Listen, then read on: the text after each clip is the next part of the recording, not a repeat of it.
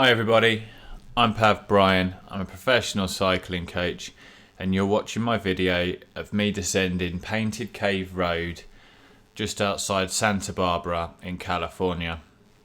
Now if you've been following my other videos, you'll have seen some of the other climbs and descents that I've done. This is a fantastic descent. You can see on the map how much it little twists and turns. I think that GoPro footage always seems to look a lot slower than it is, so I think this looks really fast actually. So probably a good example of how fast I'm going. And as you can see, just like all my other videos, it is beautiful, absolutely stunning. This is the type of weather that you see almost all year round out there. They truly are absolutely blessed. So the little graphic that's popped up now just basically shows you the extent of the descent. So it starts at about 1 kilometre in elevation and goes pretty much to sea level, not quite, but that's quite a long descent. So a few facts in front of you now. Key ones I would take away from that are how low my heart rate and power are during the descent. Again, I'm pretty much on average only turning my legs to keep them going. You may have heard me mention on one of my previous videos that you want to keep your legs going even if you are descending, and that's purely because when you get to the bottom of a hill, if you've got to have another climb back up and you've not turned your legs in 20 minutes, your body's going to know about it, so keep them going. So we're coming up to the steepest drop in this climb. I quite like it coming up. There's the car, and this is it now. Might not do it justice to the footage, but you can see I've had to slow right down for that, really hard on the brakes. I mean, that's a sort of 25% drop before we head through these woods. This is really good. I like this area, actually a bit off topic, but you're coming up to a point which the reason why it's called Painted Cave Road is because they have obviously a load of painted caves, and they're just coming up a few hairpins time on the right. And I mean, I don't know the history. I presume that it's going to be American Indians that have done it. I didn't stop and climb up, have a look while I was in my cleats. I didn't think that was a good idea to leave my bike. You certainly wouldn't get a bike up there. Now, another thing I want to point out, in a minute you're just about to see something run out in front of me, and I've tried to highlight it. Now I barely saw that myself. That was it looks like a rabbit or a squirrel of some sort that has jumped out right in front of me. So one of the things I wanted to mention about that is when something like that happens, the first thing that your mind's going to want to do is snatch at your brakes.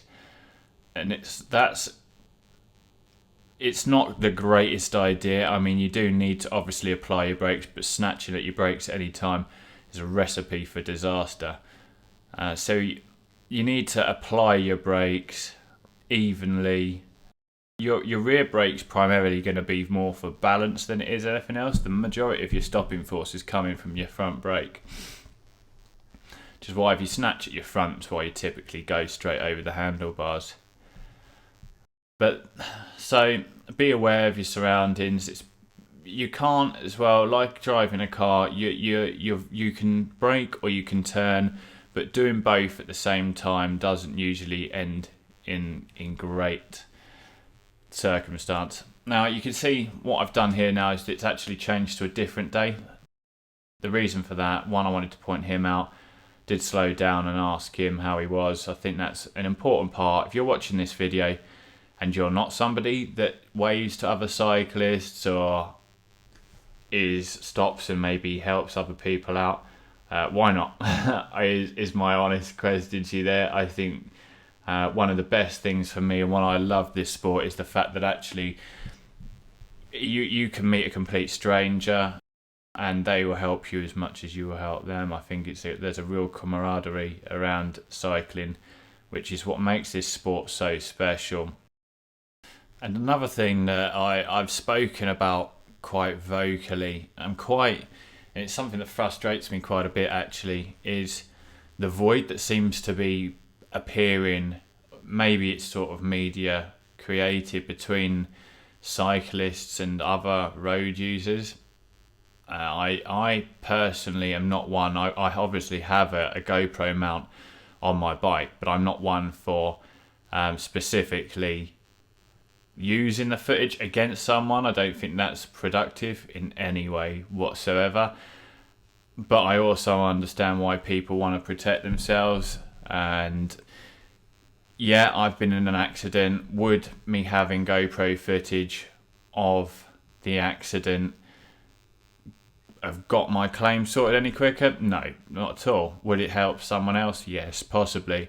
But I also think that some of the videos that I've seen of cyclists that have been put up, where many of them have clearly gone out to looking for this, I just don't think it's productive. I think we need to just get along and understand that we share the roads. We're unlucky not in this country not to have the space on the roads that they do on the continent or even here in the US. So we have to get along with it. It's not, I agree that, yeah, I've been passed very tightly by cars. It's not a pleasant experience at all. But that doesn't warrant the type of behaviour that I've seen before. I think that, yeah, you're always going to be frustrated by some people, but that doesn't give you license to be somebody that's going to frustrate someone else. We're all adults at the end of the day, and I think that we probably need to get on with it. I think it's really important to be part of the solution and not the problem. Really big on positivity, and I like to think that not everybody that's out on the roads is trying to kill me. We all make mistakes, and I'm about to make one right now.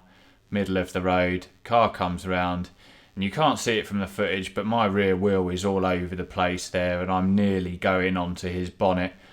And that would be my fault. I'm using his side of the road. I mean, he probably absolutely was scared crapless by the sort of sight of me coming round on his side. But so again, that was me. I mean, none of us are perfect. Nobody got hurt. I mean, at the end of the day, it was only going to be me that would get hurt potentially there. I doubt the driver, or if there was a passenger, was going to.